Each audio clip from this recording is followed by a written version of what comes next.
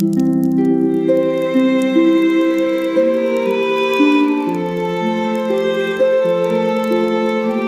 the ancient days of Israel's rebellion, a heavy spiritual darkness had settled over the land, stifling the worship of the living God. King Ahab, a ruler weak in will and easily manipulated, sat upon the throne, but the true power lay in the hands of his wife, Queen Jezebel. She had seduced the nation into the dark and bloody worship of Baal, erecting altars where the smoke of strange sacrifices choked the skies. Amidst this corruption, a solitary figure emerged from the rugged terrain of Gilead, a man named Elijah the Tishbite. He was not a man of soft clothing or royal courts, but a prophet whose very soul burned with the righteous fire of the Almighty. Elijah marched into the palace of Samaria, his rough cloak contrasting sharply with the opulent silks of the courtiers. He stood before King Ahab, his eyes piercing through the monarch's defenses, and declared a judgment that would shake the foundations of the kingdom. I have done nothing. As the Lord, the God of Israel, lives, whom I serve, there will be neither dew nor rain in the next few years, except at my word. The declaration hung in the air like a thunderclap, a promise of devastation for an agricultural society dependent on the heavens. Before the king could order his guards to seize him, Elijah turned and vanished as quickly as he had appeared, guided by the unseen hand of God. The word of the Lord came to him immediately, instructing him to flee eastward and hide by the brook Cherith, a secluded ravine flowing into the Jordan. Elijah obeyed, retreating into the desolate wilderness where the silence was broken only by the sound of the trickling stream. There, in the solitude, God demonstrated his supernatural provision, commanding the ravens, unclean birds of prey, to become servants of mercy. Every morning and every evening, the black-winged messengers brought bread and meat, dropping it before the prophet who drank freely from the brook. Days turned into weeks, and the drought began to grip the land, turning green fields into dust and drying up the water sources. Eventually, even the brook Cherith succumbed to the scorching heat, its waters receding until nothing remained but cracked earth. The Lord spoke again, commanding Elijah to arise and go to Zarephath, a town in the territory of Sidon, the very homeland of Jezebel. It was a test of faith to walk into the enemy's territory, yet God promised that a widow there had been commanded to sustain him. Upon arriving at the city gate, Elijah saw a woman gathering sticks, her movements slow and heavy with despair. A little oil left. He called out to her, asking for a little water in a cup, a precious request in a time of severe thirst. As she turned to go, he added another request, asking her to bring him a morsel of bread in her hand. The woman stopped, her eyes filled with tears, and confessed that she had no bread, only a handful of flour in a bin and a little oil in a jar. She explained that she was gathering sticks to prepare a final meal for herself and her son, so they might eat and then wait for death. Elijah looked at her with compassion and authority, telling her not to fear, but to go and do as she had said. However, he instructed her to make a small cake for him first, and then make some for herself and her son. He delivered a promise from the God of Israel that the bin of flour would not be used up, nor would the jar of oil run dry until the rain returned. With trembling hands and a spark of hope, the widow went and did according to the word of Elijah. Miraculously, day after day, she, her household, and the prophet ate, for the flour and oil replenished themselves in a divine cycle of provision. Yet, tragedy struck when the widow's son fell sick, his illness growing so severe that his breath finally left his body. The mother, consumed by grief, confronted Elijah, accusing him of bringing God's judgment upon her sins and causing her son's death. Elijah did not argue, but simply said, "Give me your son." And he took the limp body from her arms. He carried the boy to the upper room where he stayed and laid him on his own bed, pouring out his anguish to God. Elijah cried out, questioning why such tragedy would befall the widow who had shown him hospitality. He stretched himself out on the child 3 times, engaging in an intense spiritual battle, and prayed, "O Lord my God, I pray, let this child's soul come back to him." Take my hand. The Lord heard the voice of Elijah, and life surged back into the boy's frame, his chest heaving with a fresh breath. Jug of oil. Elijah carried the living child down and presented him to his mother, declaring simply, "See, your son lives." Overwhelmed with joy, the woman affirmed that Elijah was truly a man of God and that the word of the Lord in his mouth was the truth.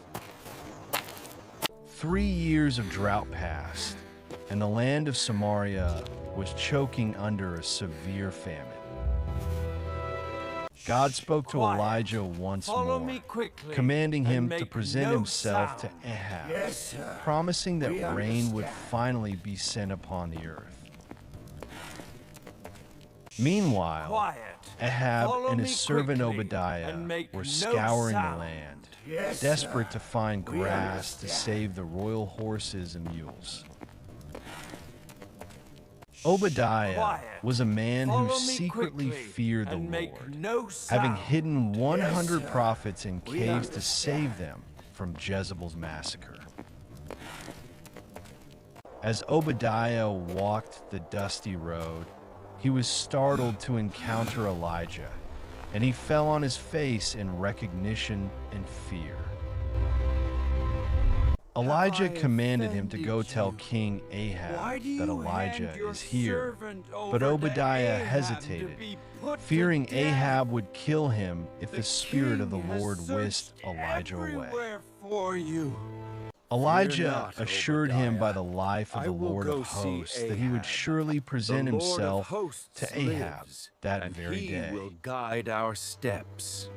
When Ahab finally saw Elijah, his anger boiled over, and he accused the prophet, saying, "Is that you, O troubler of Israel?"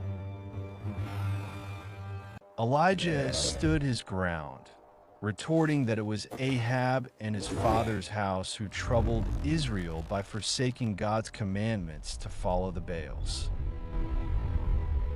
He issued a challenge, demanding that Ahab gather all of Israel and the 450 prophets of Baal to Mount Carmel. Then follow him. The tribes gathered on the mountain, a sea of people uncertain and wavering, while the prophets of Baal stood arrogant and numerous. Elijah addressed the crowd, asking, "How long will you waver between 2 opinions?" Then follow him. He proposed a contest where two bulls would be prepared, one for Baal and one for the Lord, but no fire was to be put under them. The God who answered by fire would be acknowledged as the true God, and the people agreed that this was a fair test.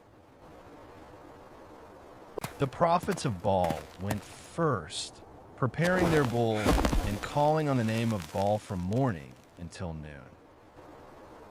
They screamed, "O Baal, hear us!"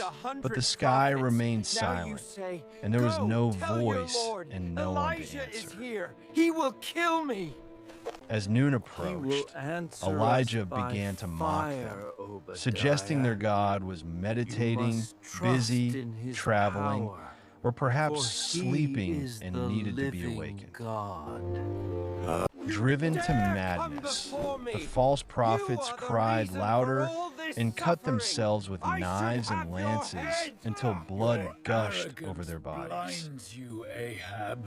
Midday passed, and evening approached, yet despite their frantic prophesying, the altar remained cold and silent. Then Elijah called the people near, and he meticulously repaired the altar of the Lord that had been broken down. He took 12 stones, representing the tribes of the sons of Jacob, and built the altar in the name of the Lord. To make the miracle impossible to deny, he dug a trench around the altar and ordered 4 water pots to be filled and poured over the sacrifice. He commanded them to do it a second time, and then a third time, until the water soaked the wood and filled the trench completely. At the time of the evening sacrifice, Elijah stepped forward, a solitary figure against the darkening sky. He prayed a simple, powerful prayer, asking God to let it be known that he was God in Israel and that Elijah was his servant.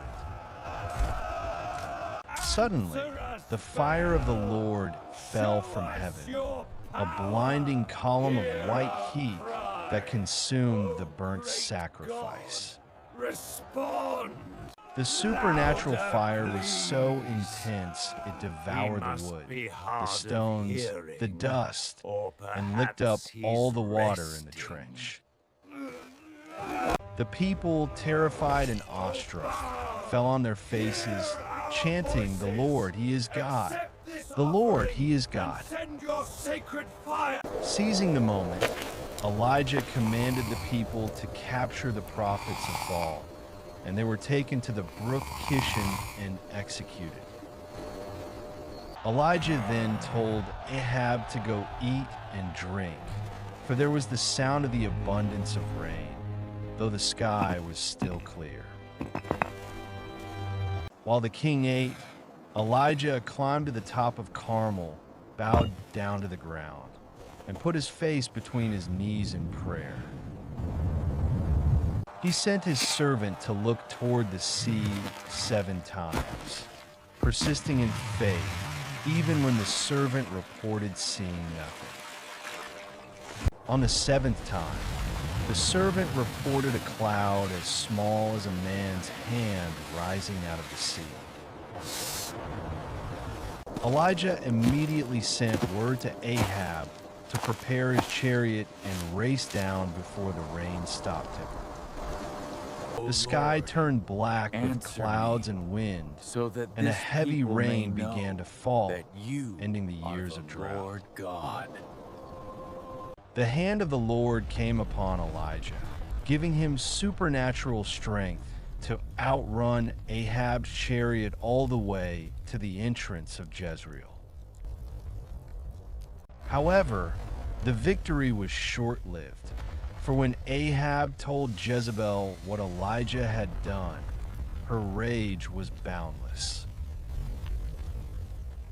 She sent a messenger to Elijah with a chilling vow that she would make his life like one of the dead prophets by the next day.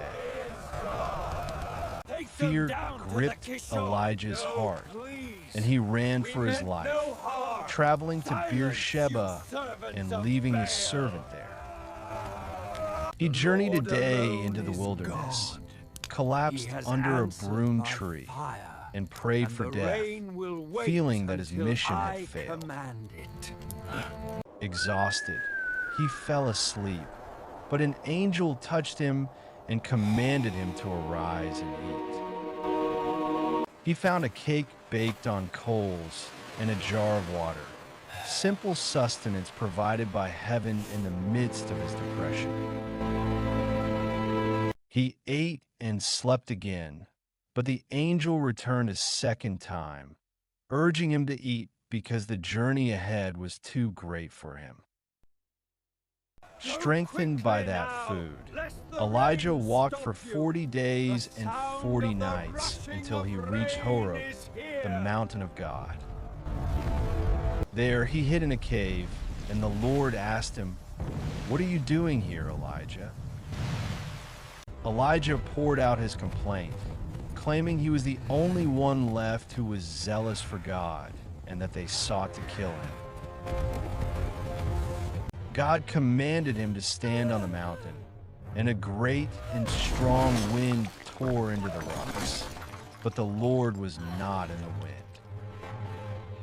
After the wind came a violent earthquake, shaking the ground beneath his feet, but the Lord was not in the earthquake. After the earthquake, a fire raged, but the Lord was not in the fire. Finally, after the fire, there came a still, small voice, a gentle whisper that pierced Elijah's soul. Take life. Wrapping his face in his mantle out of reverence, Elijah went out and stood at the entrance of the cave. God gave him new instructions, telling him to anoint Hazael as king over Syria, Jehu as king over Israel, and Elisha as prophet in his place. God also revealed that Elijah was not alone, for he had reserved 7,000 in Israel who had not bowed their knees to Baal. Elijah departed and found Elisha plowing with 12 yoke of oxen, a man of strength and labor. Elijah cast his mantle upon Elisha, a symbolic act of calling him to the prophetic office.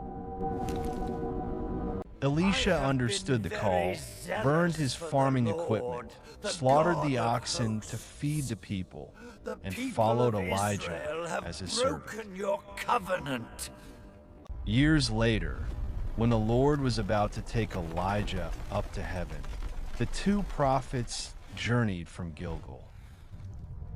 Elijah tested Elisha's loyalty 3 times, telling him to stay behind, but Elisha swore he would never leave his master. They arrived at the Jordan River, where 50 sons of the prophets watched from a distance. Elijah took his mantle, rolled it up, and struck the water, causing the river to divide so they could cross on dry ground. On the other side, Elijah asked Elisha what he could do for him before he was taken away. Elisha, desiring to continue the mission, asked for a double portion of Elijah's spirit. Elijah replied that it was a hard thing, but if Elisha saw him when he was taken, it would be granted. As they walked and talked, suddenly a chariot of fire and horses of fire appeared, separating the two men. Elijah was caught up in a whirlwind into heaven, ascending alive into the glory of God. Elisha saw it and cried out, my father, the chariot of Israel and its horsemen." He saw Elijah no more, but he picked up the mantle that had fallen from the ascending prophet. Returning to the bank of the Jordan, Elisha struck the water with a mantle and called out, "Where is the Lord God of Elijah?" The water divided just as it had for his master, confirming that the spirit of Elijah now rested upon Elisha. The legacy of fire and faith continued, proving that while prophets may leave the earth, the word of the Lord endures forever.